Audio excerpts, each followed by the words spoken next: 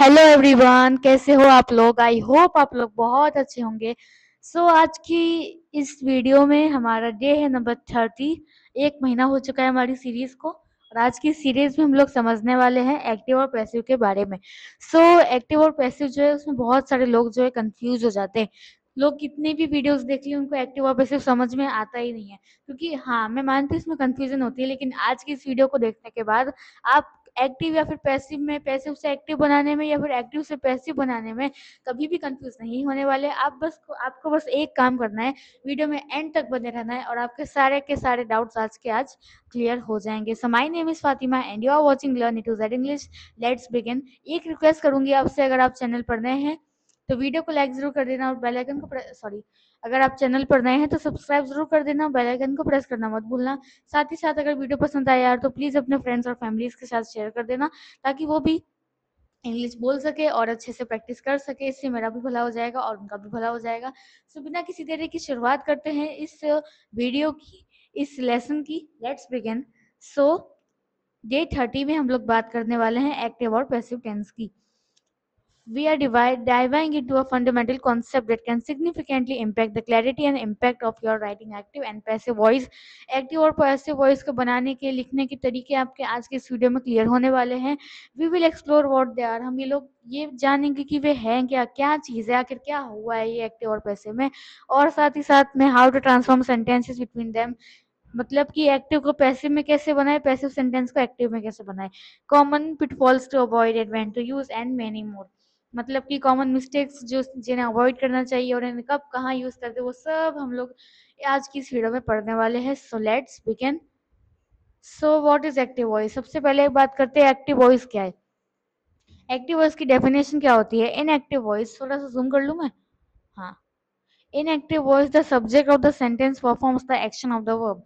जो सब्जेक्ट होता है, देखो कोई भी सेंटेंस होता है उसमें जो सबसे, जब मैंने चैनल शुरू किया था तब मैंने शुरुआत में वीडियोस डाले थे सब्जेक्ट और प्रेडिकेट के बारे में। आप चाहो तो यूट्यूब पे अपलोड है, वहां से जाके देख सकते हो। तो कोई भी सेंटेंस होता है उसमें सब्जेक्ट होता है और प्रेडिकेट होता है। ठीक है, तो सब्जेक्ट जो होता है वो जो काम कर रहा होता है, वो जो भी इंसान है, जो भी पर्सन है, बेसिकली वो उसका सब्जेक्ट होता है।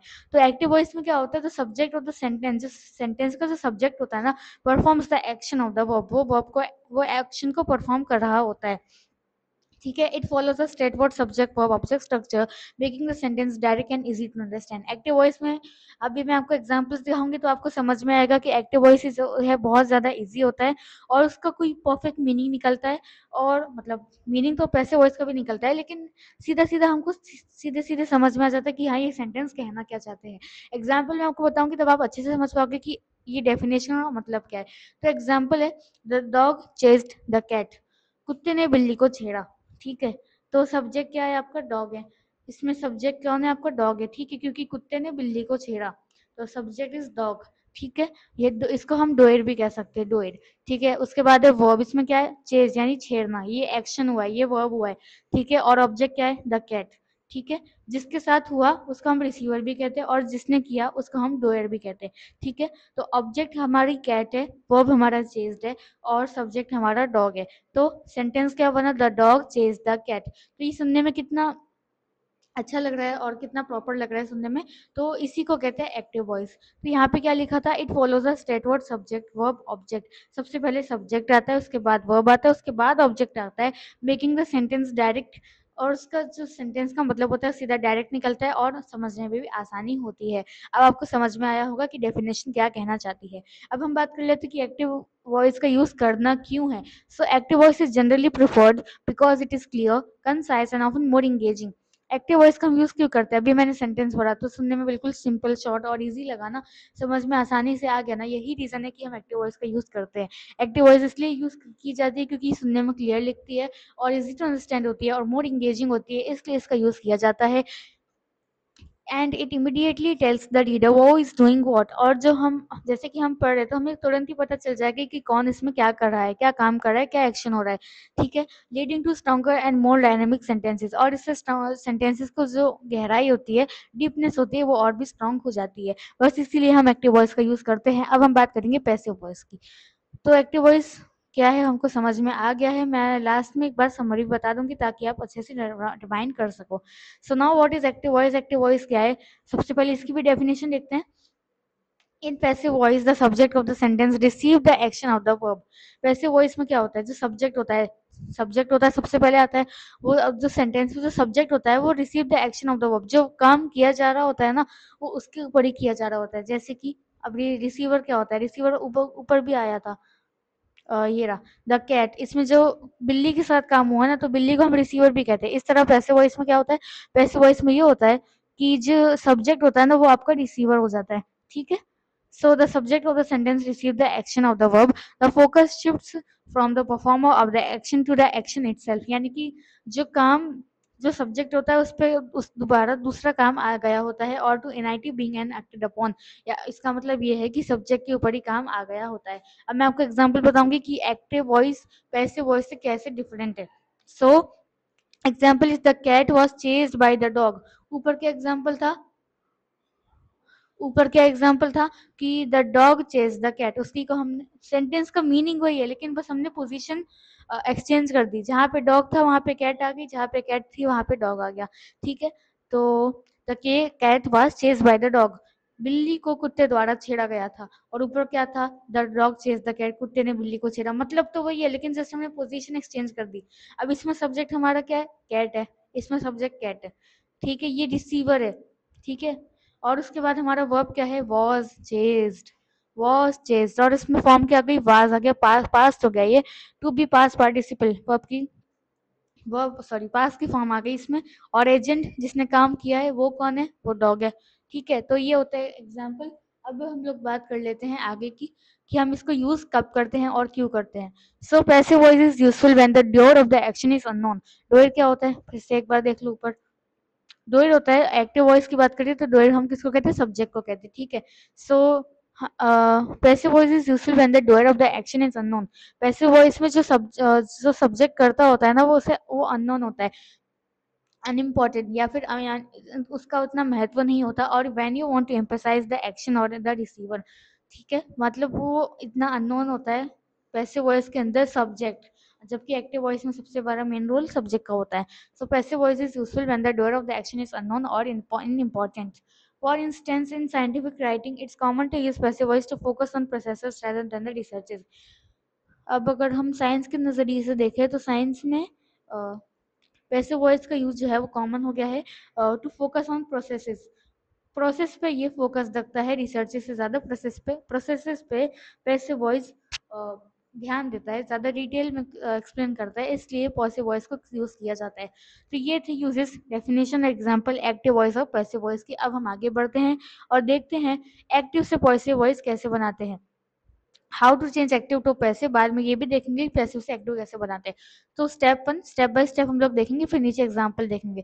First is step 1, identify and relocate. आपको पहचानना है और रिलोकेट करना है, दोबारा से उसकी जगह एक्सचेंज करनी है। अब क्या पहचानना है, किसको रिलोकेट करना है? So take the object of the active sentence and make it new subject of your passive sentence. मतलब कि आपको एक्टिव सेंटेंस, जो आपके एक्टिव सेंटेंसेस होते हैं वो तो आपको पता ही, ये पता चल ही जाता है क्योंकि एक्टिव सेंटेंसेस जो होते हैं सुनने में बहुत इजी टू अंडरस्टैंड लगता है, तो आपको इतने क्रिटिकल नहीं होते पैसिव सेंटेंसेस के तरह, तो वो पहचान में आ ही जाते हैं। सो आइडेंटिफाई एंड रिलोकेट का मतलब क्या है? Take the object of the active sentence. Active sentences के अंदर जो भी आपका ऑब्जेक्ट है उसको लो और make it the new subject of your passive sentence, और उसे अपने नए पैसिव सेंटेंस का नया सेंटेंस बना दो। इतना सिंपल है। अब मैं आपको आगे बताऊंगी कि कैसे करते हैं। So step 2 is transform the verb. Verb को ट्रांसफॉर्म करो। अब जब हम एक्टिव से पैसिव बनाते फिर पैसिव से एक्टिव बनाते तो वर्ब की फॉर्म्स चेंज हो जाती है। अगर हम पैसिव बनाएंगे तो पास हो जाएगा। यहाँ पे क्या लिखा है? Use the correct form of the verb. आपको वर्ब की जो है करेक्ट फॉर्म यूज करनी है। टू बी आ जाते हैं जिसे हम पास्ट पार्टिसिपल फॉर्म भी कहते हैं। For example is was will be followed by the past participle of the main verb. Main verb के द्वारा पास्ट पार्टिसिपल फॉर्म जैसे कि इज वॉज विल बी ये सब यूज किए जाएंगे। For example now sorry step number 3 is at the doer. ये optional है, अगर आप चाहो डोयर को ऐड करना तो कर सकते हो वरना कोई बात नहीं होगी। If you need to state, अगर आप बताना चाहते हो वो फॉर्म द एक्शन, किसने ये एक्शन किया, and by before the original subject of active sentences. अगर आप एक्टिव सेंटेंस में चाहते हो, सॉरी, एक्टिव से जब आप पैसिव बनाते हो तो आप ये चाहते हो कि एक्शन किसने किया, तो आप उसमें डूयर का नाम या फिर सब्जेक्ट का नाम ऐड कर सकते हो। Otherwise it's optional. अगर आप चाहो तो कर सकते हो, नहीं चाहो तो कुछ नहीं। मेन जो स्टेप्स होते हैं वो होते हैं स्टेप 1 एंड स्टेप 2। अब एग्जांपल देखते हैं। एक्टिव वॉइस क्या है? The chef cooks the meal. Chef ने खाना बनाया, the chef cooks the meal. अब स्टेप 1 क्या था? Identify and relocate. हमने एक्टिव सेंटेंस के ऑब्जेक्ट को लेना है और पैसिव वॉइस के और पैसिव वॉइस बना रहे हैं ना, तो पैसिव वॉइस में सबसे पहले सब्जेक्ट ऑब्जेक्ट हो जाता है। तो द मील को हमने सबसे पहले लिख दिया, the meal is cooked by the chef. Active voice के ऑब्जेक्ट को उठा के पैसिव वॉइस का सब्जेक्ट बना दिया। ठीक है, एक्टिव वॉइस क्या थी? The chef cooks the meal. अब पैसिव बनाएंगे तो द मील जो ऑब्जेक्ट था वो पैसिव वॉइस में सब्जेक्ट बन गया। और एक और बात, कुक्स था तो इज कुक्ड हो गया, पास्ट पार्टिसिपल फॉर्म यूज हो गई। और बाय द शेफ जो सब्जेक्ट था, एक्टिव वॉइस का जो सब्जेक्ट था वो पैसिव वॉइस का ऑब्जेक्ट बन गया। इस तरीके से आप सेंटेंसेस और एग्जांपल्स बना सकते हो। दो स्टेप्स को फॉलो करके आपका आंसर आ जाएगा। सो अब आगे बढ़ते हैं। अब देखते हैं पैसिव से एक्टिव कैसे बनाते हैं। अभी हमने देखा कि एक्टिव से पैसिव कैसे बनाते हैं, अब देखेंगे पैसिव से एक्टिव कैसे बनाते हैं। So find the doer. सबसे पहले आपको सब्जेक्ट को फाइंड करना है कि इसमें सब्जेक्ट है कौन।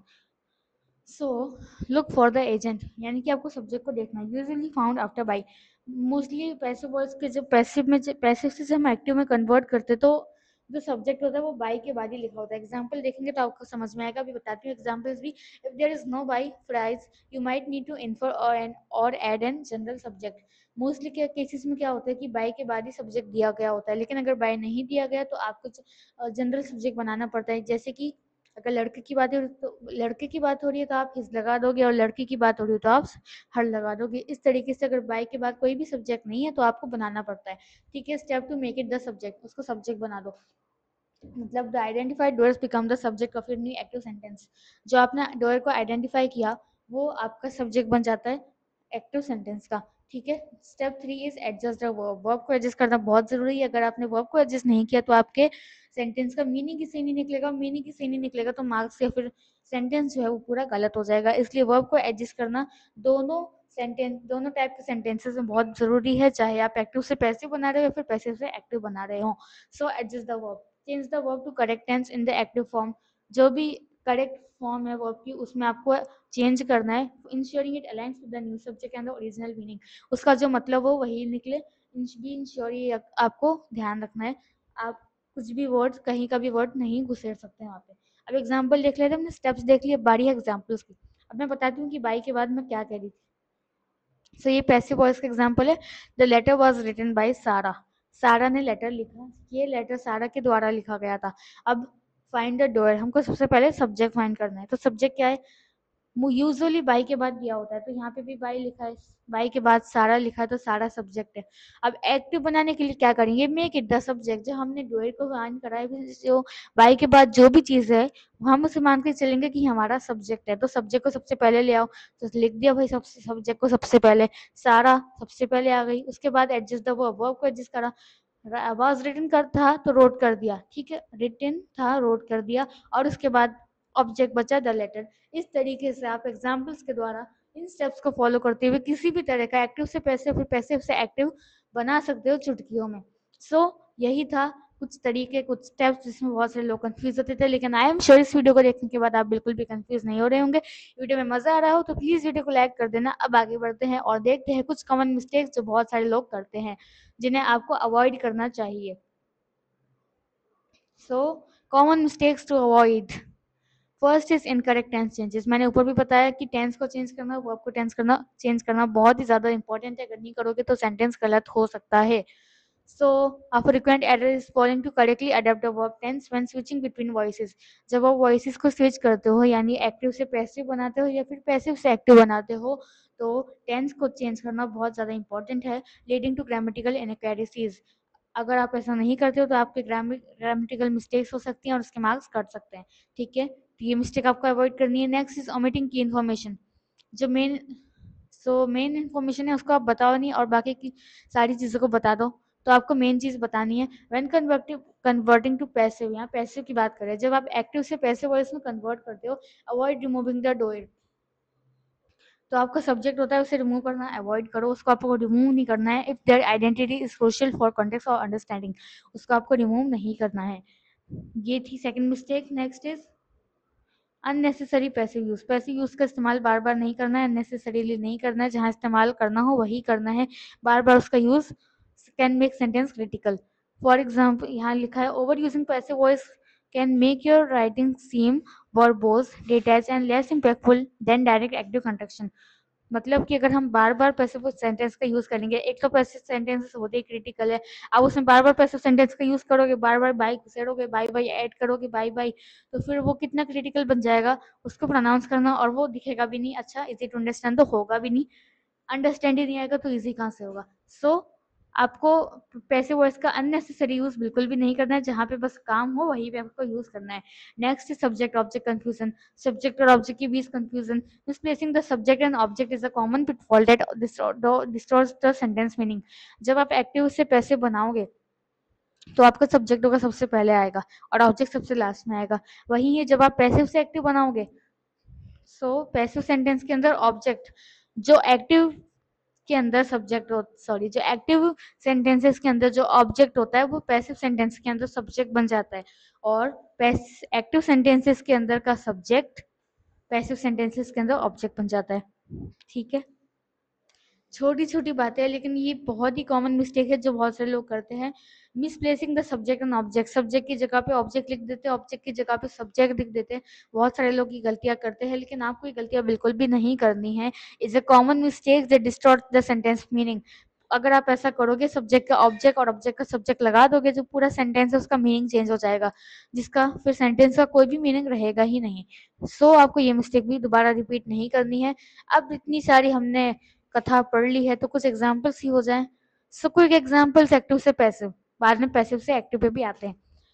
सो एक्टिव से पैसिव ओरिजिनल एक्टिव सेंटेंसेस। सबसे पहले मैं बात करूंगी सिर्फ एक्टिव सेंटेंसेस की, पैसिव को भूल जाओ। शी रीड्स द बुक, कितना प्यारा, कितना छोटा, कितना सिंपल सेंटेंस है। She reads the book in which she is subject, read is our verb and the book is our object. Next example is they will finish the project, way project खत्म करेंगे। so they is subject, will finish आपका verb है और the project आपका object है। He is painting the house, he subject है, is painting verb है, the house object है। अब मैं आपको बताती हूँ कि एक्टिव से पैसिव कन्वर्ट करने में क्या डिफरेंस आता है। पहले एग्जाम्पल पे ध्यान दे, शी रीड्स द बुक, उसने किताब पढ़ी, the book is read by her, ये एक्टिव सेंटेंस है, इसमें द बुक आपका ऑब्जेक्ट था। पैसिव सेंटेंस बनाया तो द बुक आपका सब्जेक्ट बन गया। इज रीड, यहाँ पे रीड्स था, यहाँ पे इज रीड हो गया, वर्ब चेंज हो गया, और शी था तो बाई हर हो गया। यहाँ पे हमने एक्टिव सेंटेंस को पैसिव सेंटेंस में कन्वर्ट कर दिया, जहाँ पे एक्टिव सेंटेंस का जो ऑब्जेक्ट था वो पैसिव सेंटेंस का सब्जेक्ट बन गया। ठीक है, अब एक और एग्जाम्पल नीचे वाला, they will finish the project, project इसमें आपका ऑब्जेक्ट है। ठीक है, एक्टिव सेंटेंस में प्रोजेक्ट आपका ऑब्जेक्ट है। पैसिव सेंटेंसेस में क्या करोगे, सबसे पहले उसी को रख दोगे, द प्रोजेक्ट आएगा, उसके बाद will be finished, will be finish, यहाँ पे वर्ब चेंज हुआ, यहाँ पे सिर्फ फिनिश था और यहाँ पे विल बी फिनिश्ड आ गया, और दे की जगह बाय देम आ गया। इसको हमने इस तरीके से कन्वर्ट किया। एक और एग्जाम्पल है, he is painting the house, वो घर को पेंट कर रहा है। द हाउस इसमें आपका ऑब्जेक्ट है, इसमें हमने बना दिया, उठा के रख दिया, इसको सब्जेक्ट बना दिया पैसिव वॉइस में। The house is being painted by him, घर उसके द्वारा पेंट किया जा रहा है। मतलब एक ही होता है, बस हम पोजीशन एक्सचेंज कर देते हैं, मतलब एक ही होता है, बस पोजीशन चेंज हो जाती है, एक्सचेंज हो जाती है, जिससे हम कंफ्यूज हो जाते हैं, लेकिन कंफ्यूजन की बात कुछ नहीं होती है। ठीक है, notice how the emphasis shift from the doer, subject से शी, दे, ही से book, project, house in the passive construction even when the doer is still mention. Subject को हमने मेंशन किया ही है, लेकिन फिर भी बस पोजीशन चेंज करते हैं और हम कंफ्यूज हो जाते हैं। भाई क्या क्या यार, मतलब इतना इजी तो है, इसका इतना हुआ बनाने की क्या जरूरत है। अब एक्टिव से पैसिव के एग्जाम्पल देखे, अब पैसिव से एक्टिव के एग्जाम्पल देख लो, फिर क्विक समरी देख के इस क्लास को करेंगे खत्म। सो ओरिजिनल पैसिव सेंटेंसेस, अब हम बात करें सिर्फ और सिर्फ पैसिव सेंटेंस की, भूल जाओ कि एक्टिव नाम की भी कोई चीज होती है। Now the homework was done by the students, homework जो है स्टूडेंट्स के द्वारा किया जा रहा था। ठीक है, अच्छा है, सुनने में लगा इजी। अब एक्टिव बनाएंगे तो और इजी हो जाएगा, लेकिन पहले और एग्जांपल देखो। The cake is baked by the mother, mother के द्वारा केक बेक किया जा रहा है। The emails are send by the assistant, assistant के द्वारा ईमेल भेजे जा रहे हैं। अब वापस से फर्स्ट सेंटेंस पे आओ। The homework was done by the students, by के बाद क्या है, द स्टूडेंट्स है। द स्टूडेंट्स आपका सब्जेक्ट बन जाएगा एक्टिव सेंटेंसेस के लिए। तो the students did the homework, यहाँ पे क्या था, वॉज डन था, यहाँ पे क्या आ गया, डिड आ गया। ठीक है, और द होमवर्क आपका ऑब्जेक्ट था। पैसिव वॉइस में द होमवर्क आपका सब्जेक्ट था, जो कि एक्टिव वॉइस में आके ऑब्जेक्ट बन गया। यही मेन चीज है। अगर आपने उस स्ट्रक्चर को समझ लिया ना, तो आप किसी भी तरह का सेंटेंस आराम से बना पाओगे, अगर आपने ऊपर दिए गए स्टेप्स को समझ लिया तो। Next is the cake bake by the mother, by के बाद बाई मदर आया, तो बाई मदर को सबसे पहले उठा के रख दो। माई मदर इज बेक्ड है, तो प्रेजेंट में बनाना है तो बेक्स आएगा। ठीक है, simple present, bakes the cake. ठीक है, इतना इजी हो गया ना बनाना, अगर आपने स्टेप्स को समझ लिया तो। Last is the emails are send by the assistant, मैं यहाँ पे देख नहीं रही हूँ, मैं देख रही हूँ कि द असिस्टेंट है, बाई के बाद द असिस्टेंट है, द असिस्टेंट सब्जेक्ट है। आर सेंड का होगा तो सेंड्स आएगा, और द ईमेल्स आपका object, the assistant sends the emails. तो इतना इजी हो गया है पैसिव से एक्टिव और एक्टिव से पैसिव बनाना, कि आप पूछो मत, इतना इजी है। ठीक है, अब आगे बढ़ते हैं और ये देखते हैं कि भाई ये एक्टिव पैसिव का झंझट है क्यों, हम इनको यूज क्यों करते हैं, क्या जरूरत है इनको यूज करने की। एक क्विक रिकैप है ये।